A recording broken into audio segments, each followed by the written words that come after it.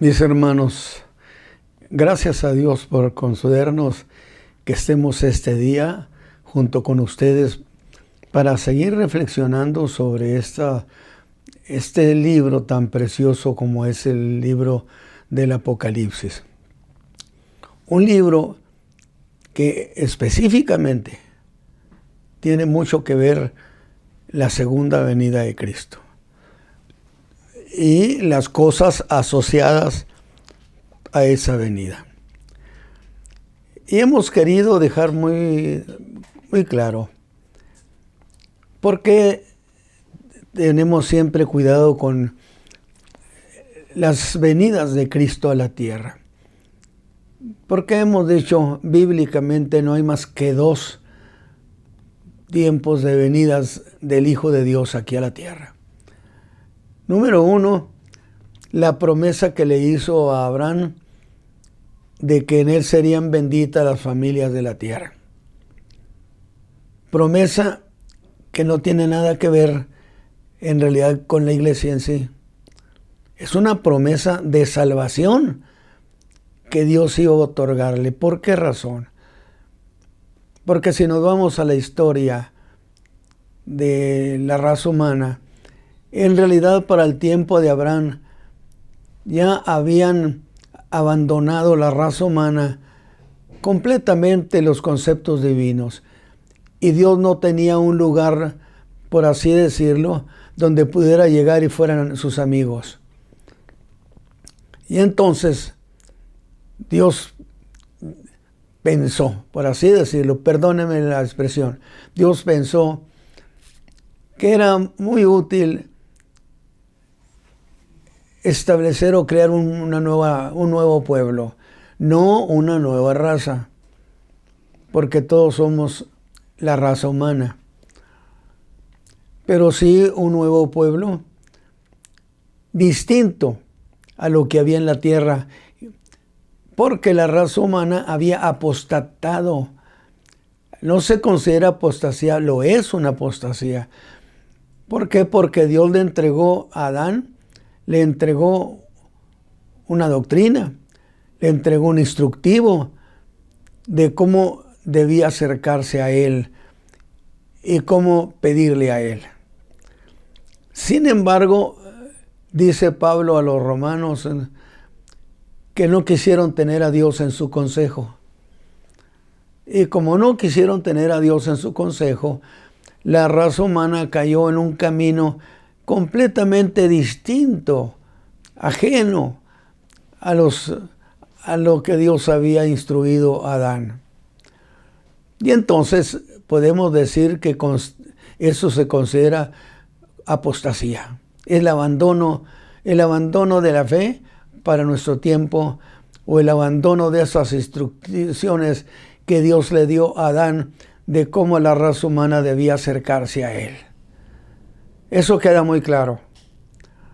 Y entonces resulta que Dios decide crear, por así decirlo, un nuevo pueblo.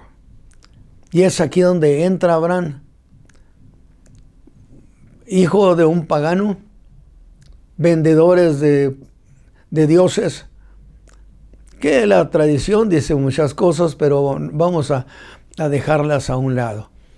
Y entonces Dios vio necesario crear un pueblo nuevo a través del cual pudiera Él otorgarle sus promesas a la raza humana y darle salvación.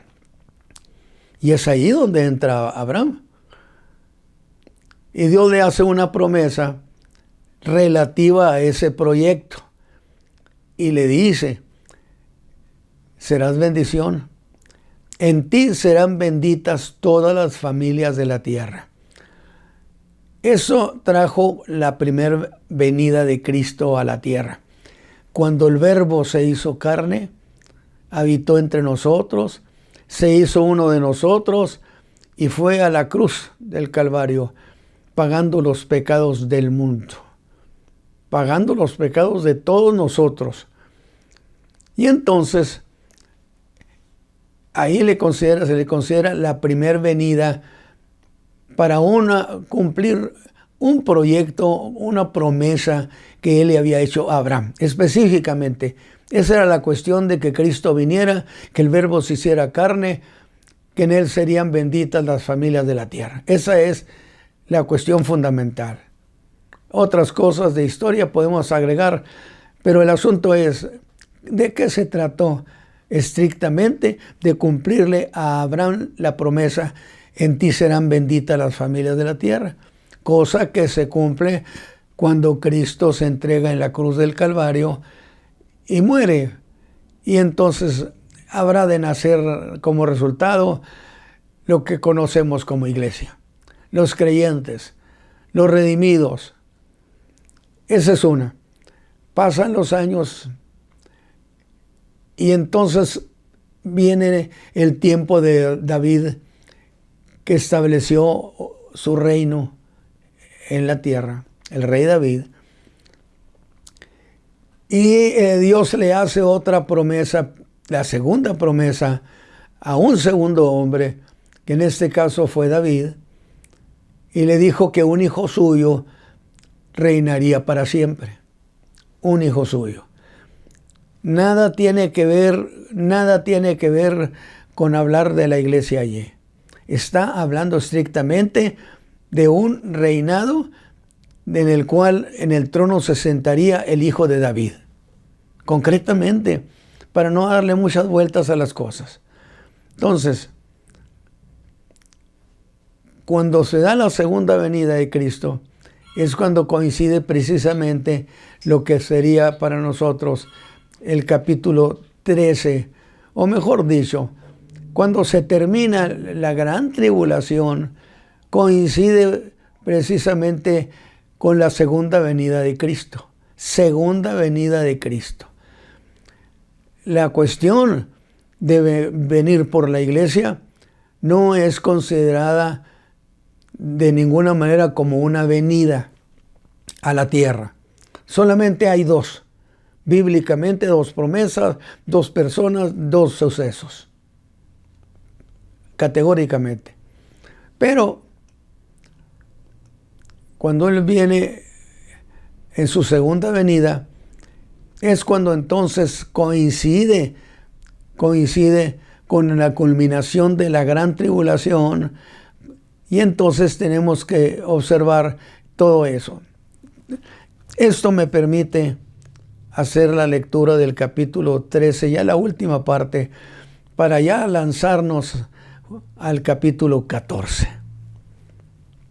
Y dice el versículo 11 del capítulo 13, es a partir de la segunda parte que nos falta.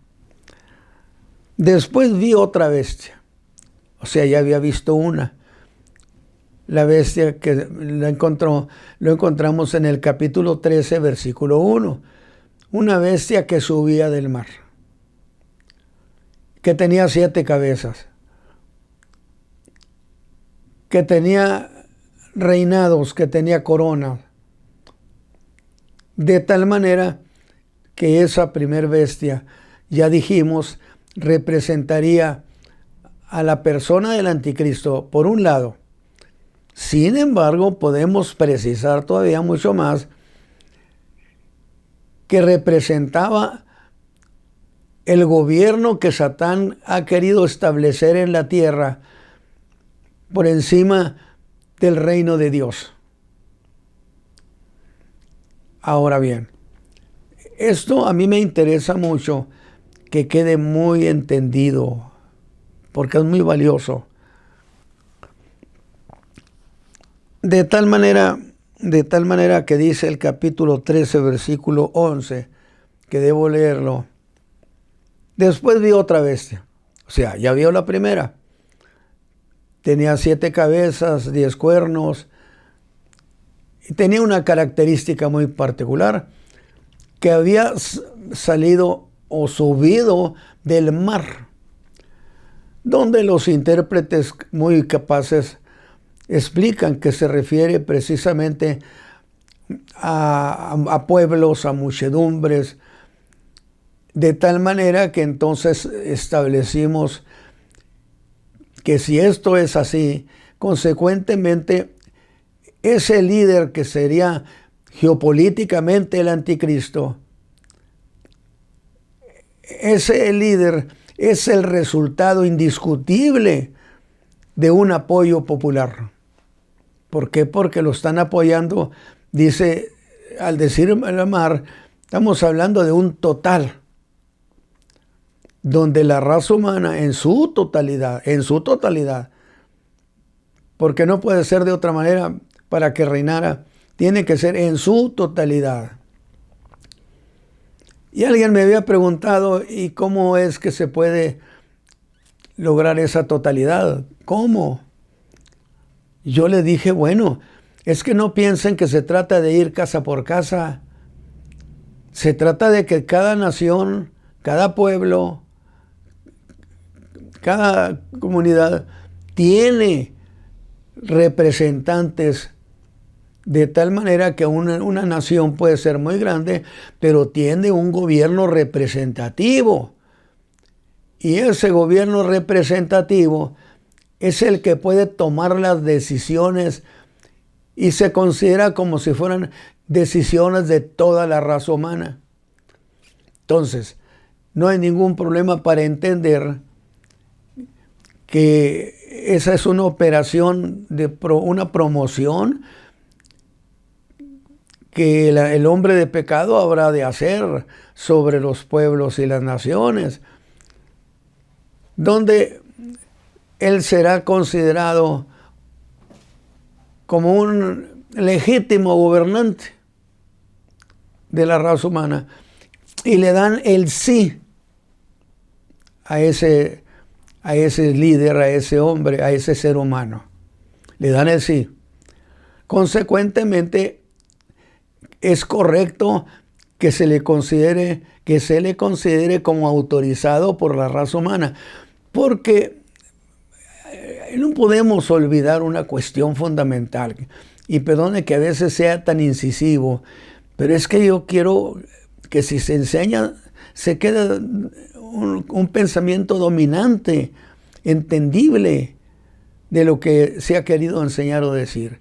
Y yo no tengo prisa, yo creo que usted tampoco, por razonar esto de manera muy inteligente o de una manera más amplia, más abundante. Yo dije que Dios creó este mundo, creó a la raza humana y le dio derechos. Uno de ellos, el derecho a aceptar o a rechazar. Y lo que la raza humana acepte o rechaza es considerado como una decisión de pueblos y naciones. De tal manera que si en ese principio de gobierno que Dios establece, a ese líder se le da el sí representativo de los liderazgos de las naciones, se considera legal, aunque su proyecto sea perverso. Pero se siguió esa manera de aceptar o rechazar. De tal manera entonces que ese líder, que es la primera bestia, esa bestia representa a ese líder que tiene la facultad, precisamente, puesto que se ve en la misma escritura, que Dios hasta les da autorización para operar, para hacer cosas. Definitivamente, dice el capítulo 13, le autorizó la operación de 42 meses, que son 3 años y medio. Consecuentemente, estamos apoyando estas palabras en ese principio del que hemos hablado, de que Dios autorizó a la raza humana a aceptar o rechazar. Evidentemente, la raza humana autorizó a ese líder representado en la primera bestia. Muy interesante. Esa primera bestia sube del mar. Y claro, hay muy buenos intérpretes, verdaderamente muy buenos intérpretes sobre estas cuestiones para explicarlas. Y dicen, es que eso representa pueblos, muchedumbres, naciones enteras, multitudes de la raza humana, que no más falta decirlo en su totalidad, porque el mar representa una totalidad. Puesto que no se le olvide que nos está hablando la Escritura en un tiempo cuando uno de los mares que representaría a un imperio estaba sobre el mar Mediterráneo. Definitivamente. Entonces, viene esta primera bestia que surge, que sale del mar. Y yo he tratado de a veces ser muy investigador, andar buscando hasta por los rincones a ver qué encuentro. Es la verdad de las cosas. Y lo celebro porque Dios me haya puesto eso en mi corazón, porque me ha dado muchos frutos, mucho rendimiento. De tal manera que yo tengo una manera de hacer las cosas. Siempre voy y busco al griego y le digo al griego que me ayude, que me dé explicación de qué quieren decir. De tal manera que he aprendido mucho, ciertamente, porque todo lo que yo leo o estudio lo comparo con la Escritura. Y si la Escritura, y en este caso la profecía, me autoriza a pensar que es correcto lo que estoy entendiendo, entonces lo digo. Definitivamente es una manera en que desde muy joven, desde el año del 62, yo fui aprendiendo a la interpretación de la palabra. Y lo disfruto. Pero ahora tenemos esa cuestión, sube del mar. ¿Y de qué nos está queriendo decir?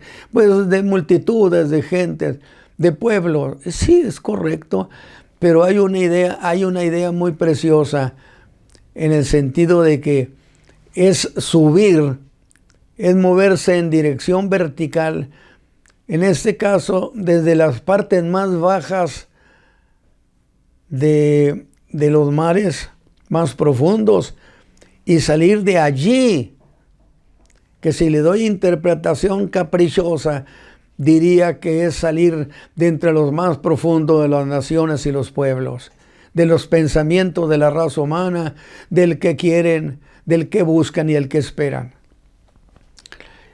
Y de esas cosas han salido muchas ideas muy preciosas.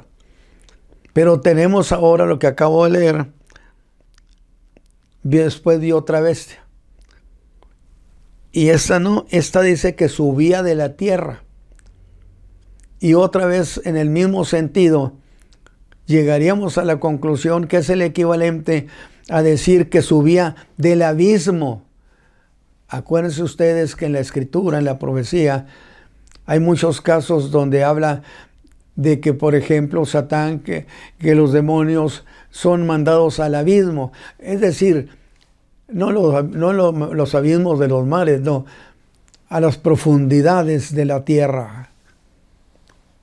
Acuérdese, usted cuando Jesús fue y expulsó a aquellos demonios poderosos que estaban en Gadara, cuando pobre hombre los tenían allí sufriendo, porque los golpeaban en las piedras, los molestaban. No era vida.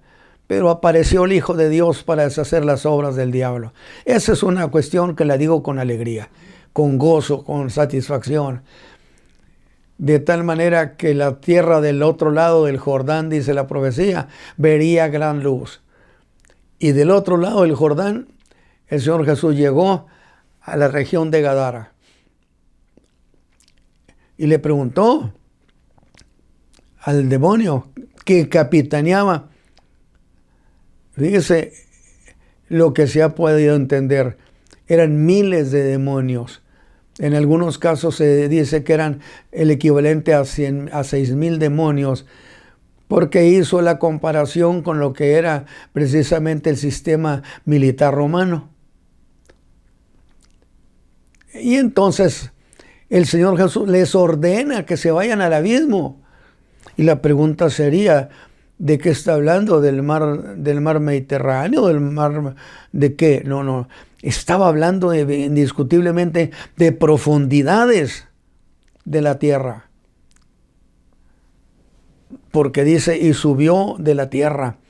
Y vamos a ver la idea, y subió del abismo de la misma tierra. Es decir, partiendo de un punto menos hacia un punto máximo superior. Y los demonios se defendieron y echaron mano de lo que Dios había establecido. Le resultaron muy leguleyos y le dicen, apelaron a Dios porque viene a echarnos antes de tiempo. Y yo decía, como predicador novato, decía, pero ¿por qué ese temor de esos miles de demonios? Y usted me dice, miles. Pues no vean, nomás piense cuántos puercos se murieron por ser poseídos por esos demonios. Miles. ¿Se defendieron? Y entonces yo me hacía la conjetura, que la sigo teniendo todavía. Bueno, pero ¿por qué tenían tanto temor y reticencia para irse al abismo? ¿Que acaso ya lo conocían? Es muy posible que dentro de esas cosas tiene que ver precisamente que algunos de los contingentes, por así decirlo, de demonios, habían conocido lo que eran esos abismos, donde luego al diablo lo echarán a un abismo, al anticristo y al falso profeta al abismo. Entonces, esta bestia subía del abismo. ¿Qué puedo pensar? Pues que subía de las profundidades de la tierra, que era un representativo interesante, pero que sí hay Biblia para decir cómo se han defendido y cómo el Señor Jesús expulsó demonios y cómo en la historia de la iglesia cristiana los demonios han sido expulsados de mucha gente y que viven una victoria preciosa. Entonces, vi otra bestia que subía de la tierra, y yo digo de las profundidades del abismo, y tenía 2 cuernos semejantes a los de un cordero, mas hablaba como un dragón. Y que yo hice una observación espontánea y dije que, ¿acaso el dragón habla? Pues no hablará, pero sí tiene formas de pensamiento que inspiran, en este caso, inspiraban a la segunda bestia. Entonces hablaba como el dragón pensaba, porque las obras de vuestro padre el diablo quieren ustedes hacer. Le dijo el Señor Jesús a aquellos de Jerusalén que tuvieron un enfrentamiento con él. Muy mal agradecido fue esa generación. Pero bueno, mas hablaba como un dragón.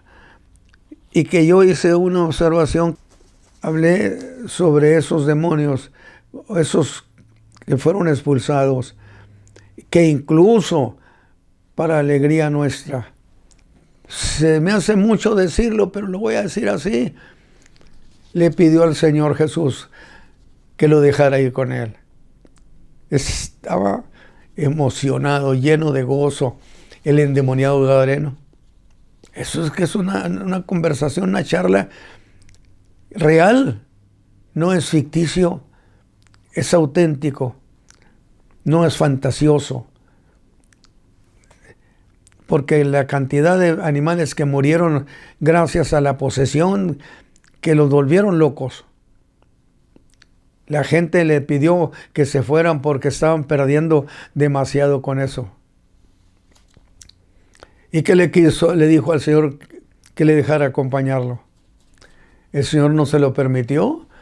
No eran tiempos para el mundo pagano, eran tiempos solo para los judíos, para los hijos de Israel. Pero sí le dijo, pero entonces ve y anuncia, ve por toda Decápolis. ¿Y sabe qué quiere decir Decápolis? 10 ciudades. Producto de la época de Alejandro el Grande, donde se hicieron muchos lugares que tenían que ver con Grecia.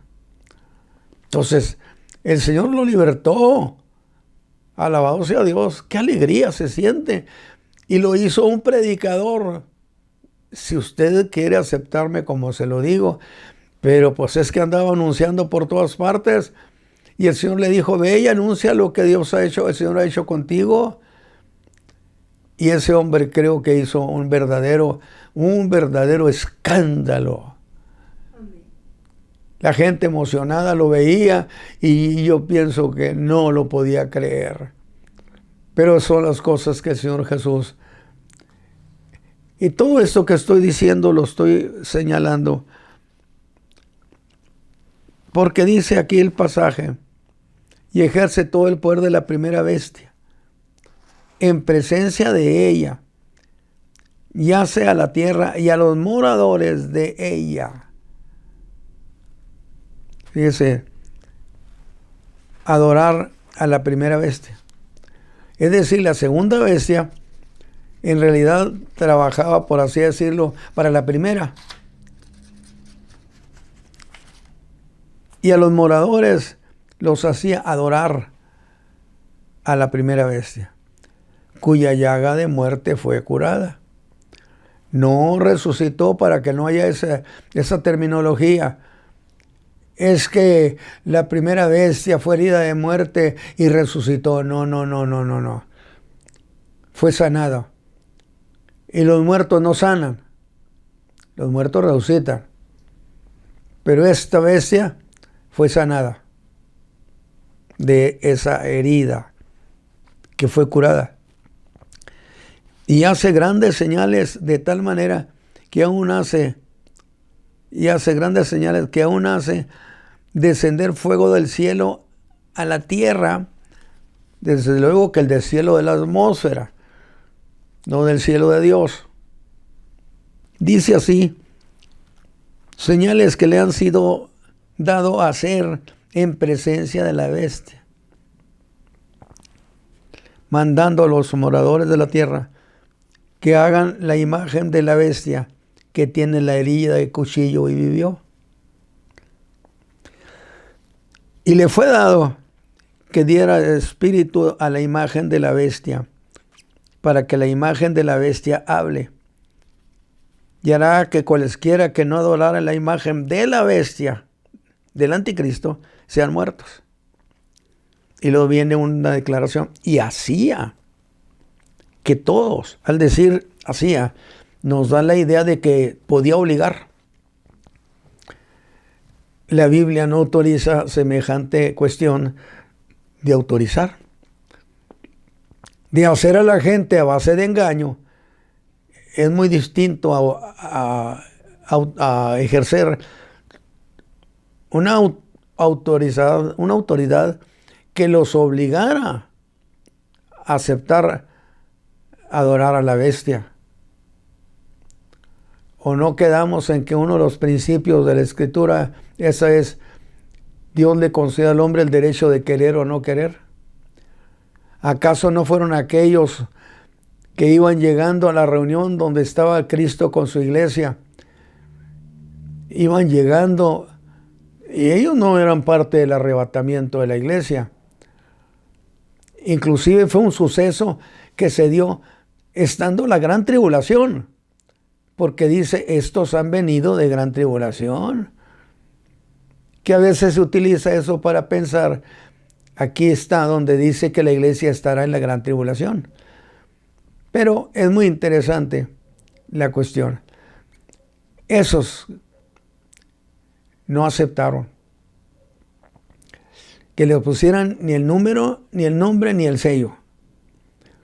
Y a pesar de que el diablo podía creer, porque también se autoengaña, creer que podía obligarlos, resultó que esos no quisieron, no aceptaron.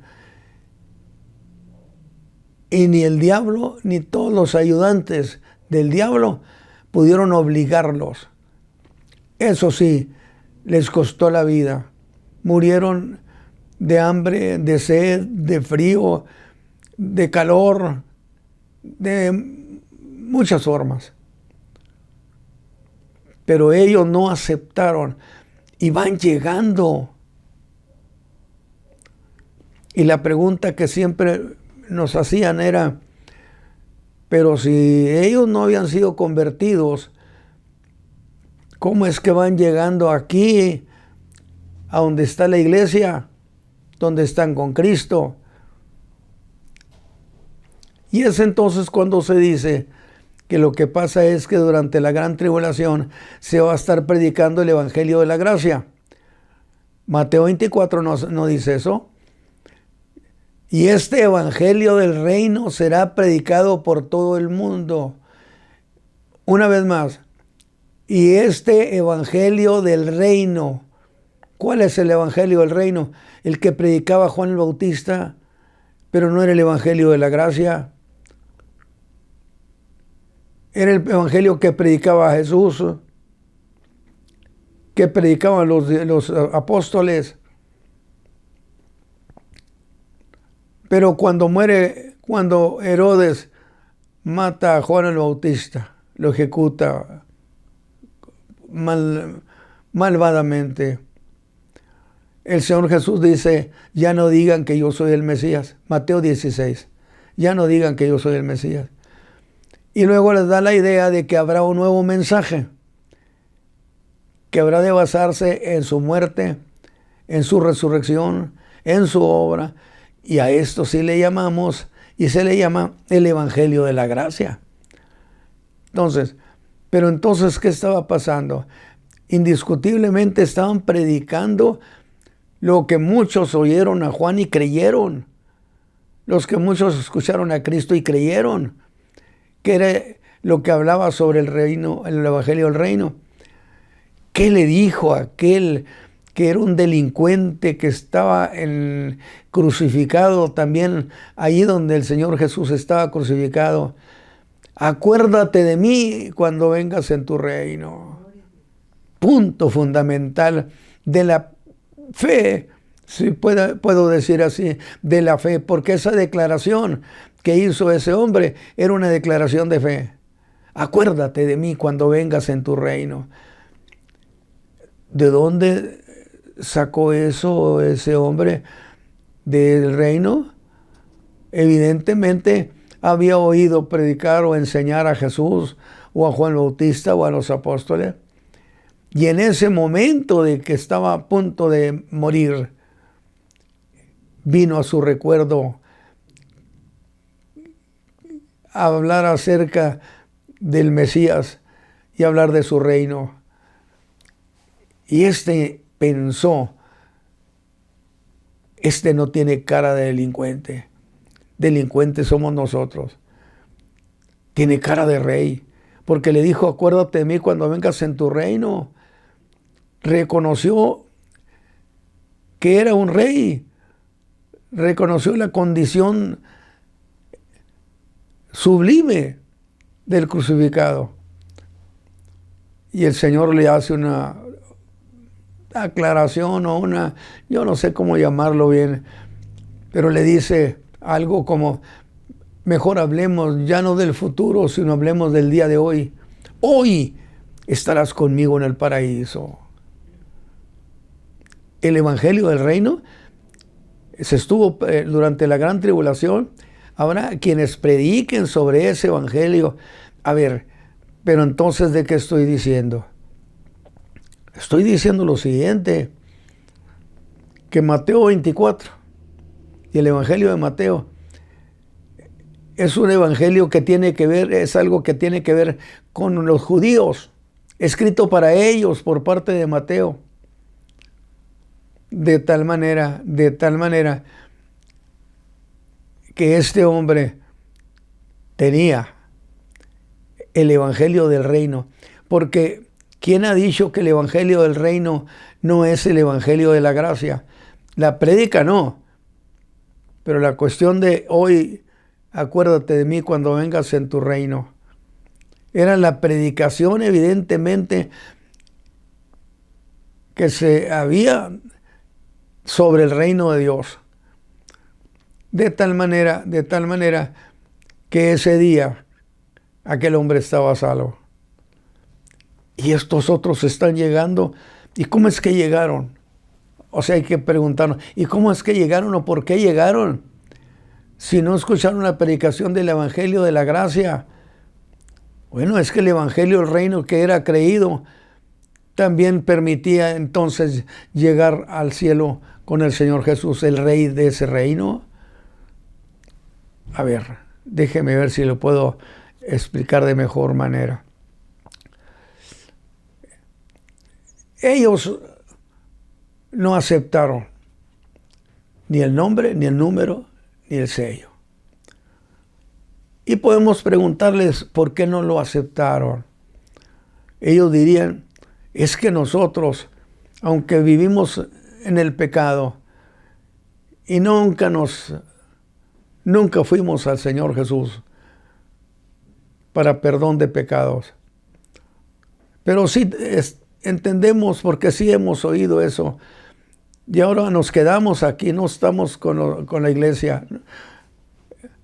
Pero yo no voy a aceptar que me hagan eso, porque no es eso lo que yo aprendí y oí del Rey, del Mesías, de Cristo Jesús.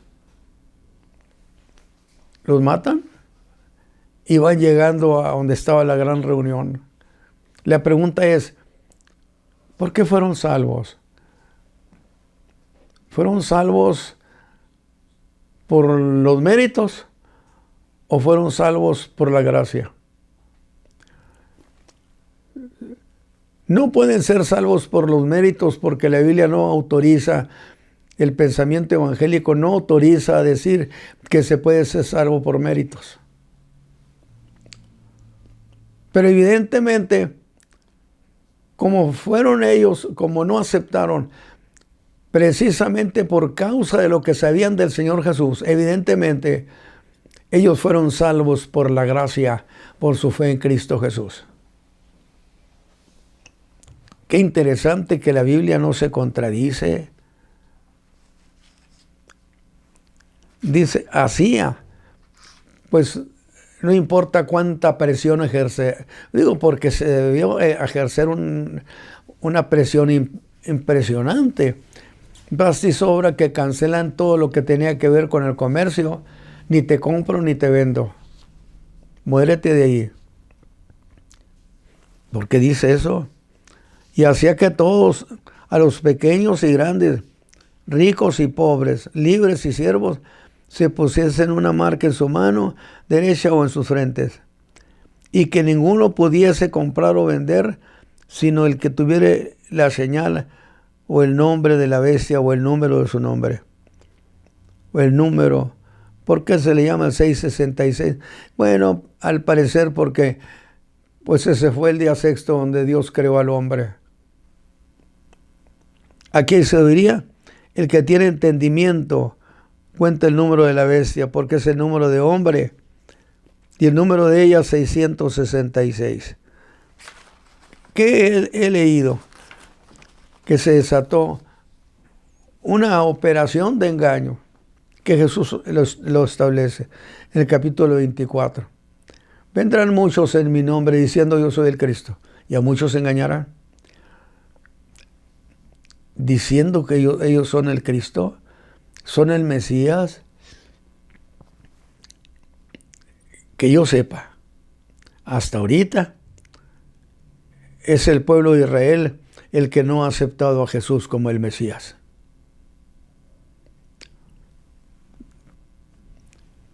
¿Qué ha pasado con la predicación que se da? Es decir, cuando el Espíritu Santo levanta a la iglesia y se la entrega a Cristo en los aires, el Espíritu Santo que ha tutelado a la iglesia, ahora viene a la tierra y el Espíritu Santo viene sobre el pueblo de Israel. Joel 2:28, desde el 26, 27. Interpretación que se quiere aplicar a un caso como el del Pentecostés, ¿sí? Como el del día de Pentecostés. Qué bueno sería, yo en lo personal digo, qué magnífico sería que hubiera un movimiento del Espíritu Santo de esa naturaleza, que esto se simbrara. Sería magnífico. Pero yo leo Mateo 24 junto con Joel 2:28 y encuentro que se parecen. Y mire, voy a leerles a ustedes Joel 2. Este pasaje de Joel es tribulacionista.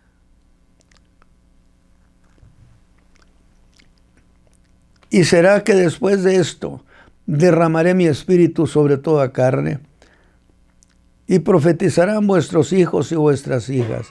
Vuestros viejos soñarán sueños, y vuestros mancebos verán visiones. Y aún también sobre los siervos y sobre las siervas derramaré mi espíritu en aquellos días. Y luego agrega, daré prodigios en el cielo y en la tierra, sangre y fuego y columnas de humo. El sol se tornará en tinieblas y la luna en sangre, antes que venga el día grande y espantoso de Jehová. El sol se tornará en tiniebla, la luna en sangre, antes que venga el gran día de Jehová. Terrible. Aquí ya está hablando de sucesos en el universo, de sucesos tribulacionistas. No está hablando de la iglesia. Mira, Daniel, 70 semanas están determinadas sobre tu pueblo y tu santa ciudad.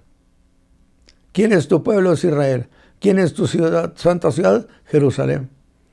Bueno, todo lo que suceda en este tiempo tribulacionista, proféticamente, tiene que ver exclusivamente con lo que el ángel le dijo.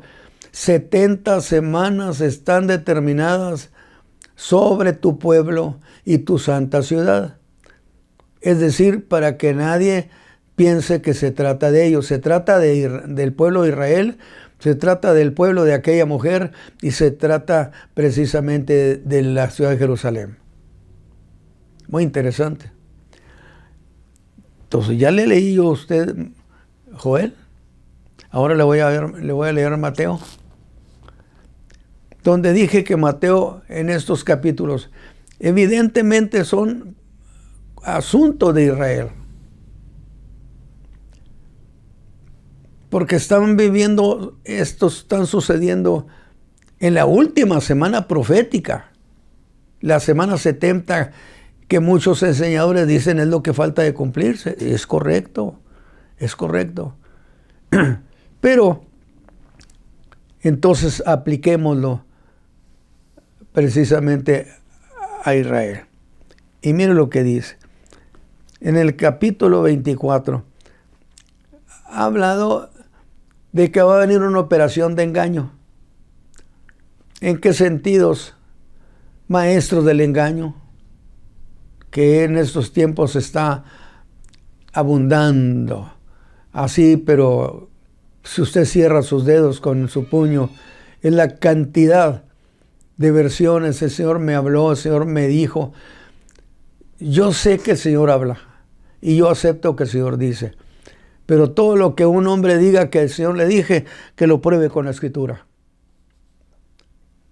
Sencillamente, que lo pruebe con la Escritura. Porque no han cambiado la palabra de Dios. 2000 años sigue firme. Como dijo Pedro, la palabra más firme aquí la tenemos en la profecía. ¿Qué tiene que andar buscando la fe de opinión? De ninguna manera. Y entonces está diciendo el Señor Jesús, vendrán muchos Cristos y a muchos se engañarán. ¿A quién le interesa más engañar sobre que son el Mesías? Pues al pueblo de Israel, a ese pueblo que, aunque no se acepte, pero han esperado por mucho tiempo la llegada de su Mesías. Porque en realidad lo de Mesías es un asunto de Israel,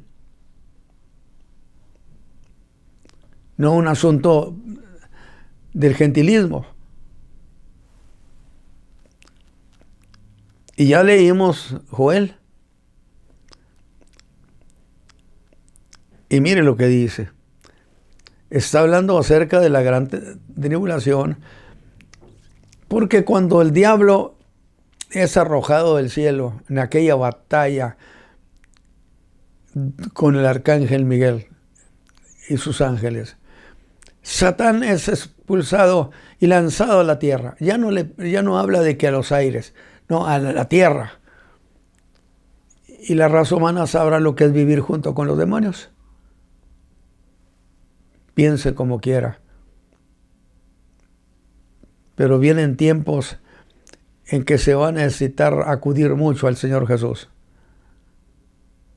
Porque habrá engaño. Y mire lo que dice.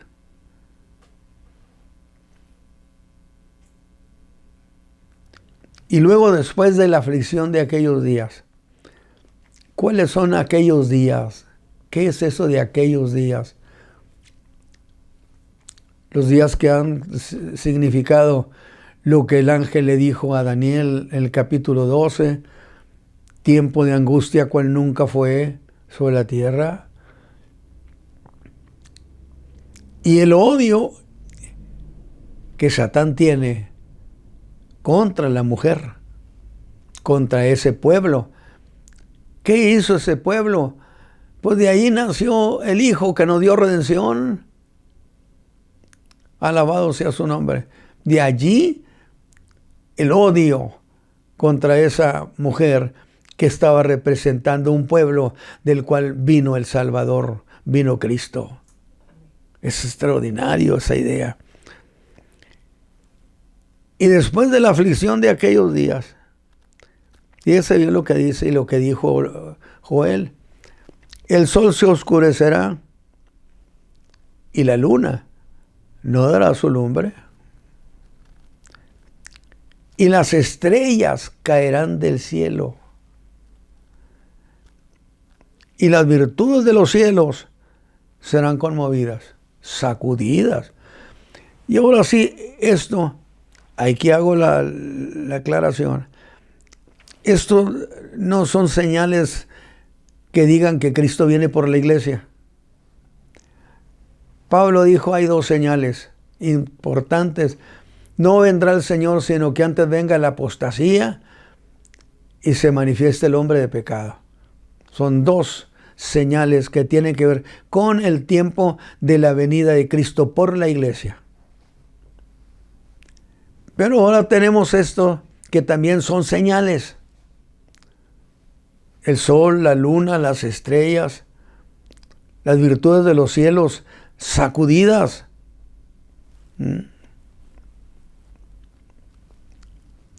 Tenemos un cuerpo de señales que no son las señales de la venida por la iglesia. Y entonces, miren lo que dice el 30. Y entonces, y eso de entonces es no antes, no después. Cuando hayan acontecido todas estas señales que tendrán que tener un significado muy notorio. No es que ocasionalmente cayó aquí, otra allá. No. Serán sacudidas. Será algo notorio. Y cuando tenga esa característica de notoriedad, estamos hablando de que estas son las señales que dijo en la profecía en Mateo. Y entonces se mostrará la señal del Hijo del Hombre en el cielo. Es decir, todo esto que va a suceder durante la gran tribulación, Cristo no ha venido a la tierra. No se ha dado la segunda venida. No se ha dado. Porque entonces, después de la aflicción de aquellos días, entonces, no antes, no después, se mostrará la señal del Hijo del Hombre. ¿Señal? Esta es una cosa enorme. Lo que está pasando a la vista de la raza humana en los cielos. Y entonces, otra vez, y es entonces, lamentarán todas las tribus de la tierra. Y ahí le va esta. Y verán al Hijo del Hombre que vendrá sobre las nubes. A ver, déjeme ver, ¿qué estoy haciendo? Lo siguiente. Cuando Cristo viene por la iglesia, no sucede esa manifestación visible. La Escritura no enseña eso. Fue un instante que puede ser que usted le quiera dar interpretación alegórica o lo que usted quiera. Pero eso tiene un contenido histórico. Histórico es lo que sucede en tiempo y lugar. Verán al Hijo del Hombre. Todo el mundo entero el mundo estará viendo en toda la tierra lo que está pasando. Que vendrá sobre las nubes del cielo. ¿Qué son esas nubes? Algo parecido o algo igual a lo que sucedió cuando el Señor Jesús fue llevado a su Padre. Es decir, el Señor Jesús no se fue, podía irse, pero eso no era el proyecto de Dios. Porque es el Espíritu Santo, el encargado de Cristo, el que lo levantó. Por eso dice Lucas, y cuando el Señor los estaba bendiciendo, de repente empezó a ser levantado. No dice se levantó, se fue levantado. El Espíritu Santo lo levanta a Cristo, porque no puede sucederle a la iglesia algo distinto a lo que le sucede a Cristo. Es decir, al Señor Jesús, el Espíritu Santo lo levantó, y Él hará lo mismo con la iglesia. Si es tiempo cuando los hermanos han muerto, tienen muchos años, el Espíritu Santo, y si el Espíritu de aquel que levantó a Jesús de los muertos mora en vosotros, vivificará también vuestros cuerpos mortales. El Espíritu Santo ahora viene por la iglesia, la resucita, la levanta, y entonces hace lo mismo que hizo con Cristo. Va y se la entrega al Señor Jesús en los aires. No en ninguna nación, no. La iglesia se encuentra con su Señor en los aires. Y vendrá con grande poder. Los ángeles le dijeron, o sea, si usted nos pusiéramos a revisar ahorita, encontramos que sucede lo mismo que cuando el Señor Jesús fue llevado al cielo. Una nube lo cubrió. Vendrá con grande poder y gloria. Vendrá. ¿A dónde va a venir el Señor? En su segunda venida. No cuando viene por la iglesia. En su segunda venida viene al monte de las olivas. Los ángeles que llegaron con los hermanos que no estaban buscando dónde hay ángeles. Ellos estaban viendo al Señor Jesús que era llevado, y de repente una nube lo cubrió. Pero evidentemente siguieron ellos muy puntuales del cielo. Evidentemente. Y de repente dos ángeles, varones galileos, ¿qué estáis mirando al cielo? Este mismo Jesús, no otro, que ha sido llevado de vosotros al cielo, así vendrá como le habéis visto ir. ¿Cómo lo vieron ir? En una nube. así también ahora será el Espíritu Santo. Y levantó a Jesús. Ahora el Señor Jesús viene Él a la tierra personalmente y pisa sobre el monte de las olivas. Zacarías 14. Ahora, aquí hay un detalle interesante.